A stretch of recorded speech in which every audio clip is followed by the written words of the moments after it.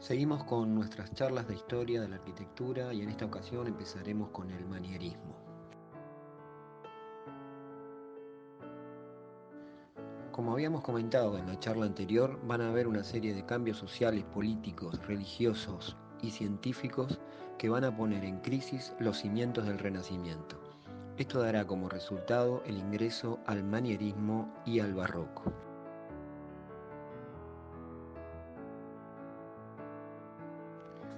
Nos vamos a ubicar en tiempo y espacio. El manierismo comienza en 1520 y continúa hasta 1600. También es llamado Bajo Renacimiento. En el Renacimiento el hombre es el centro de donde parte todo sistema de pensamiento, creencia y estética. Pero en el manierismo esta idea va a entrar en crisis.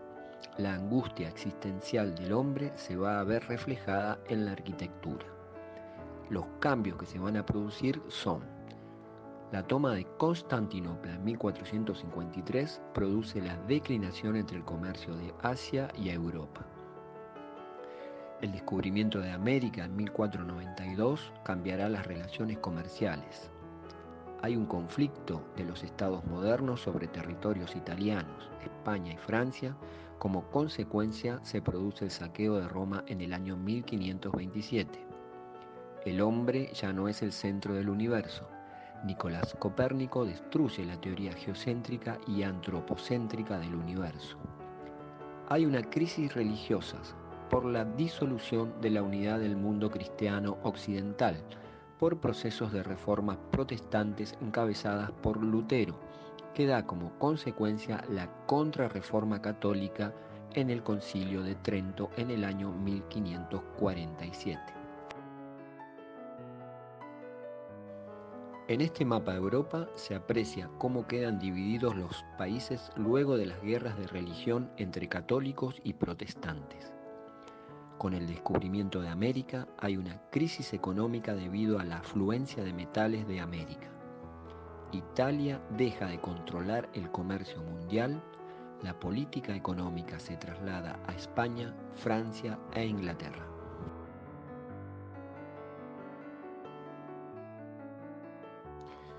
Pero, ¿qué es el manierismo? ¿Por qué se lo llama así? Lo primero que tenemos que decir es que no es un estilo, es una actitud o punto de vista. Es como un estilo artificioso, una reacción anticlásica. Se usa el término para indicar el periodo de transición entre el Renacimiento y el desarrollo del Barroco. Desaparece la unidad del sistema perfecto y cerrado del Renacimiento, cuyas bases eran inestables y ahora entra en crisis. El hombre enfrenta la complejidad del mundo en contraposición del sistema simple y cerrado del Renacimiento. Como consecuencia se produce una apertura del sistema. En este periodo hay ambigüedad. La regla que establece la normatividad se contrapone a la arbitrariedad y la transgresión a la regla establecida.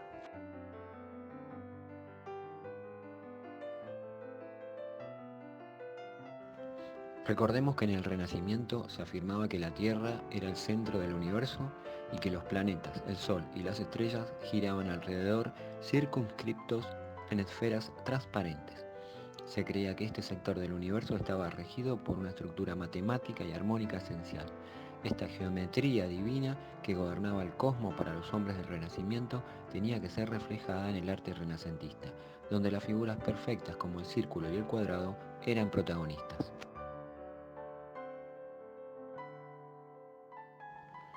Nicolás Copérnico, en su libro de las revoluciones de las esferas celestes, destruye la teoría geo y antropocéntrica del universo. Se llamó la Revolución Copernicana, y esto significó la terminación de un mundo y el nacimiento de uno nuevo. El impacto en lo ideológico fue tremendo.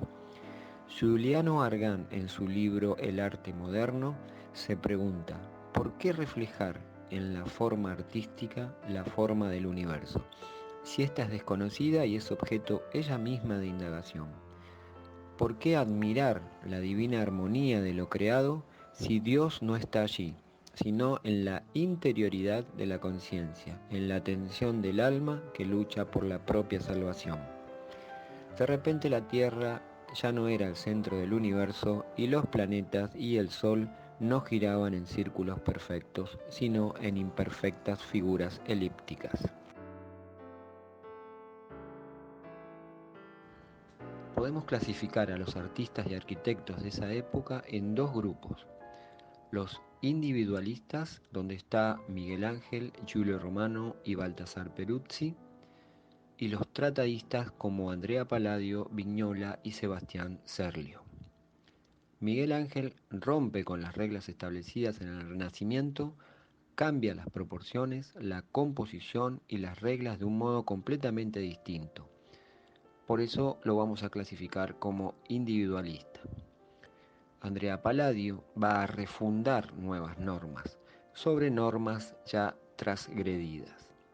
Propone un lenguaje formal y tipologías de universalidad pragmática y no ideal. Por lo tanto, lo vamos a clasificar como un arquitecto normativo.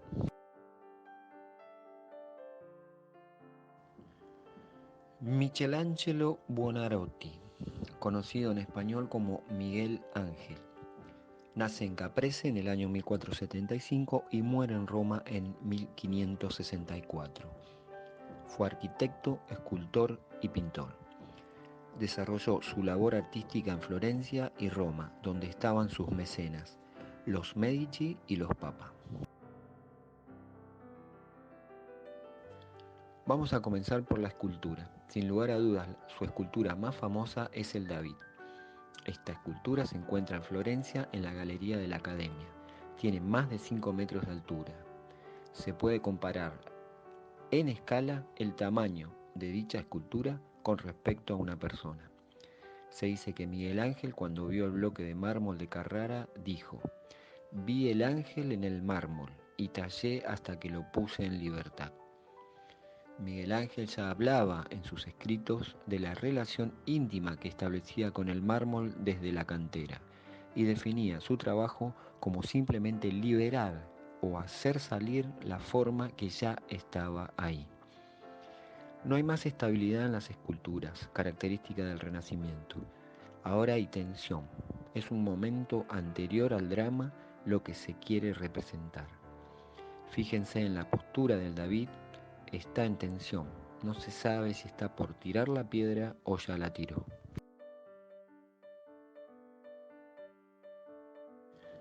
La Piedad del Vaticano se encuentra en una de las capillas de la Basílica de San Pedro. Representa el sufrimiento de la Virgen al sostener en brazos a su Hijo Jesús muerto.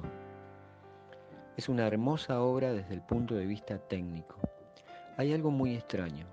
El tamaño del cuerpo de Cristo es mucho más pequeño en comparación con el cuerpo de la Virgen. La cara de la Virgen es de una niña. Nunca podría ser la madre de un adulto. ¿Qué quiso representar Miguel Ángel con esta escultura?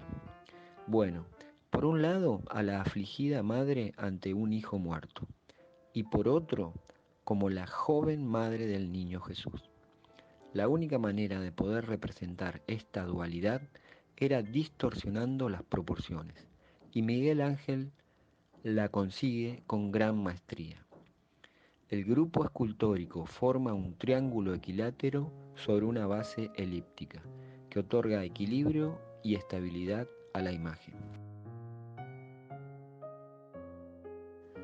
Ahora nos trasladamos a la Basílica de San Pietro in Vicoli en Roma, donde se encuentra el Moisés de Miguel Ángel. Esta obra forma parte del conjunto escultórico de la tumba del Papa Julio II. El tema es el momento bíblico cuando Moisés regresa del monte Sinaí y contempla con cólera cómo el pueblo israelí abandona el culto a Jehová, entregándose a la idolatría. Estamos en el momento anterior al drama. ¿Se está por levantar o ya se levantó? La tensión dramática de Moisés está relacionada con el uso de la exageración anatómica que utiliza el artista como medio expresivo. La obra de Miguel Ángel está marcada por estos principios creadores de tensión y drama. En lo espacial podemos ver cómo vacía el espacio para poder entender el lleno.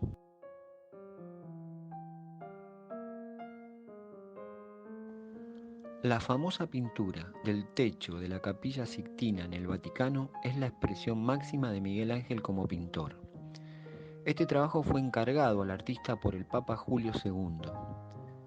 La división del techo está realizado en 9 paneles que representan escenas del libro del Génesis.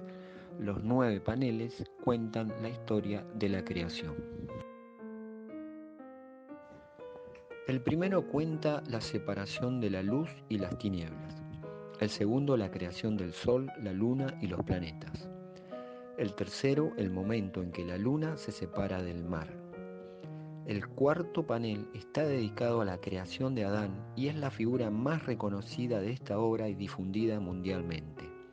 Vemos a un Adán recostado sin energías y a un Dios haciendo un esfuerzo para tocar los dedos de Adán y darle la chispa de la vida. El quinto está dedicado a la creación de Eva. El sexto a la caída del hombre, el pecado original y la expulsión del paraíso. El séptimo, el diluvio universal. El octavo, el sacrificio de Noé. Y el último, a la embriaguez de Noé. El dedo de Dios está por acercarse al dedo de Adán. Queda un espacio en el medio. Este espacio donde los dedos están por tocar o si ya se tocaron y se están por separar. Hay como una inestabilidad compositiva. Nos encontramos en la ciudad de Florencia, tomando como referencia la Basílica de Santa María del Fiori, y a pocos metros se encuentra el conjunto de San Lorenzo, hecho por Brunelleschi. Dentro del mismo está la Biblioteca Laurenciana, realizada por Miguel Ángel.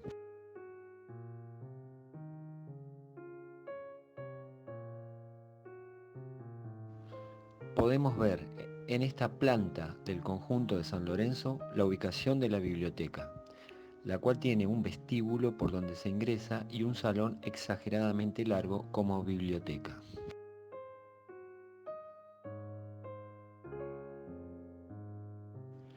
En el corte del edificio podemos apreciar que el vestíbulo posee una gran altura y una escalinata protagónica que más bien es un elemento escultórico.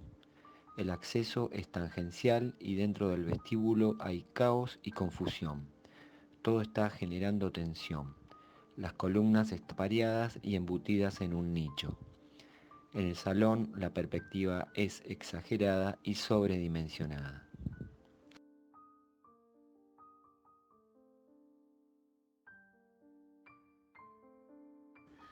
El entablamiento genera fragmentaciones. El frontis triangular del acceso se hace quebrado y dentado. Combina frontis curvos y triangulares. Colocan ménsulas que no sostienen nada. Miguel Ángel cambia la sintaxis del lenguaje clásico y rompe con las reglas del Renacimiento.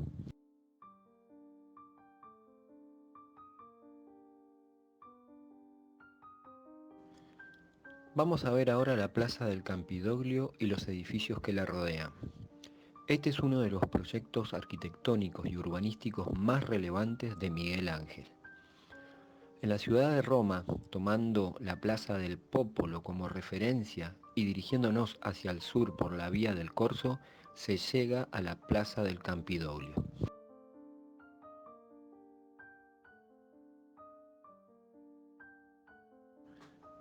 Está sobre el Monte Capitolino, rodeada de 3 edificios: Museo Capitolino, Palacio de los Conservadores y el Senado. En 1537 el Papa Pablo III le encargó a Miguel Ángel la remodelación de la plaza.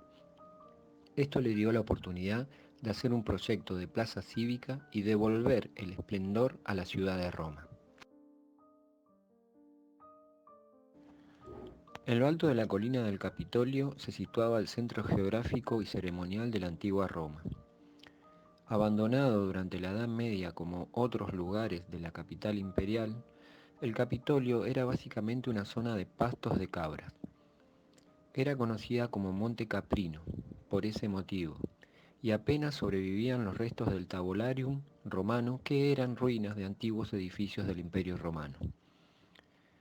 podemos apreciar en estos dos planos cómo proyectó la renovación de la plaza abriéndola hacia el Vaticano en vez de hacia los foros romanos. Esto era un gesto simbólico de dar la espalda al pasado y abrirla al nuevo centro de poder, la Iglesia cristiana y su emblema, la Basílica de San Pedro.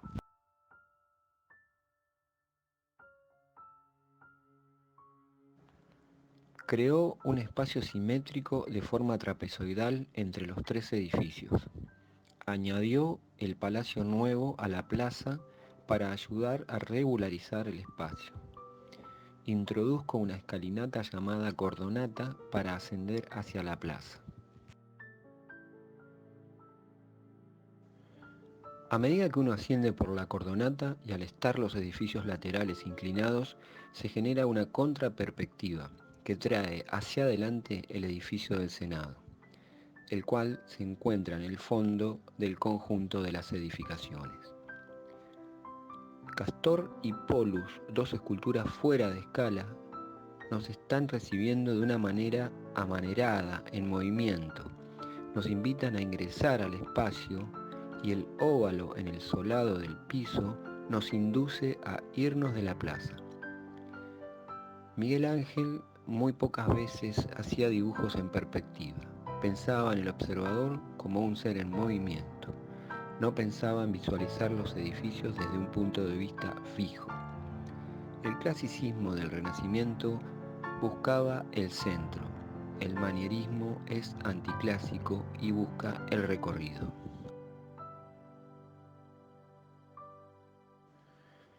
Vemos un esquema de perspectiva clásica renacentista y perspectiva en un espacio con edificios inclinados, para apreciar el efecto de cómo el edificio del fondo se nos viene hacia adelante.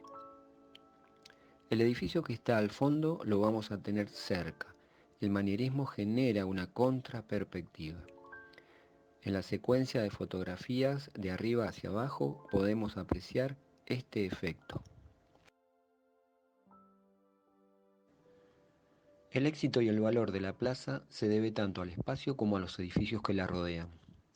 En el solado de la plaza hay un óvalo, un elipse con un dibujo de una estrella de 12 puntas que hace una sutil referencia a las constelaciones.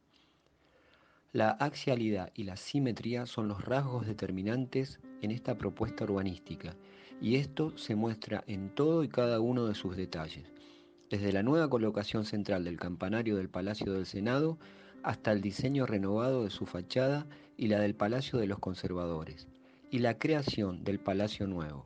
El punto más evidente de todo ello es la base de la estatua ecuestre de Marco Aurelio, hacia la cual se dirigen los ojos de los visitantes guiados por la arquitectura y por el diseño del solado. Miguel Ángel utiliza el orden colosal que abraza dos niveles. Comienza a ver sentido de unidad. La escalera sube hasta el piano nobile. En el Renacimiento el acceso se hubiese realizado por la planta baja y habría realizado una superposición de órdenes para diferenciar cada planta. Los palacios capitolinos son como templos romanos.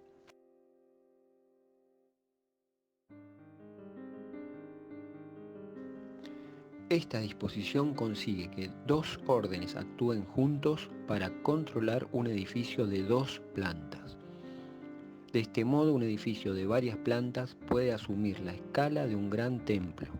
A la vez, cada planta tiene su propia escala, que puede ser expresado por un orden secundario.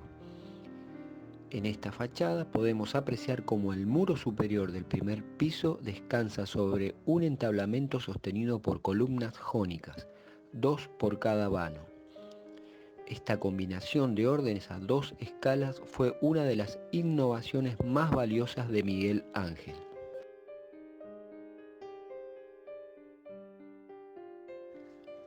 Siguiendo con los arquitectos del periodo manierista, en este caso con los clasificados como individualistas, vamos a ver a Giulio Romano y el Palacio del Té en Mantua. Este arquitecto también era pintor y fue discípulo de Rafael.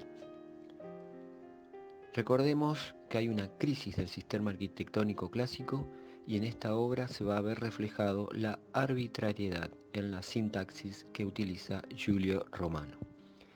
En este periodo hay una apertura hacia la villa suburbana como nuevos programas.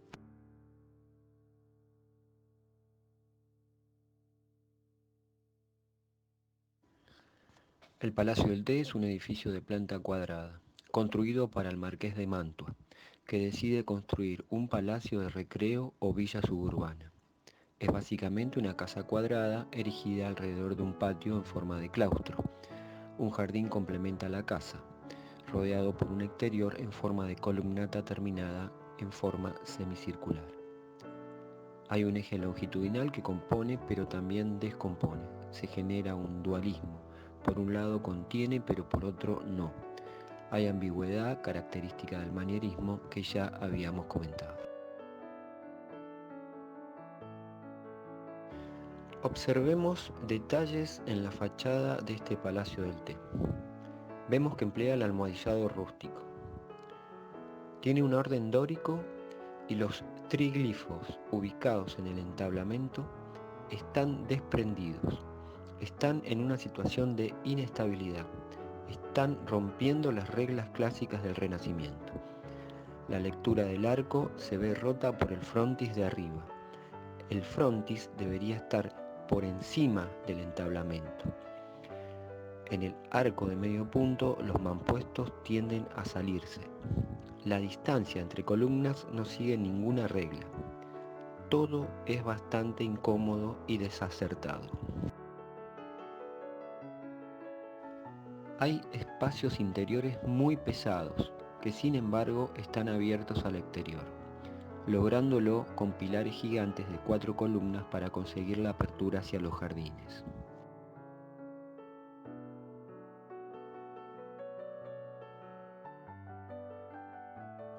En este punto la vista no sabe por dónde irse, en esta sucesión de arcos llamada Excedra. Este Palacio del Té es una protesta arrogante contra las reglas, pero también poesía, relacionada con el culto a los gigantes y enanos que al parecer obsesionaba a la corte de Federico Gonzaga.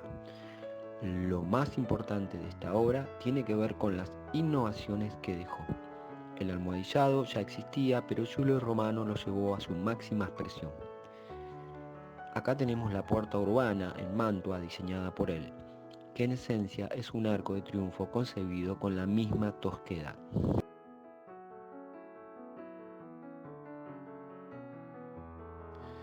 Siguiendo con los arquitectos individualistas, ahora vamos a ver a Baltasar Peruzzi y su obra, el Palacio Máximo. Antes podemos apreciar la ubicación del palacio en la ciudad de Roma en este plano realizado por Giambattista Noli, un arquitecto del siglo XVIII que dedicó su vida a documentar la arquitectura y el urbanismo de esta ciudad. Y su plano se convirtió en el modelo a seguir para cartografiar las ciudades. Tomemos como referencia la Plaza Navona, el Panteón, la iglesia del Gesù, la calle o Corso Vittorio Emanuele y en este punto el Palacio Máximo. Son 2 edificios unidos por una fachada curva.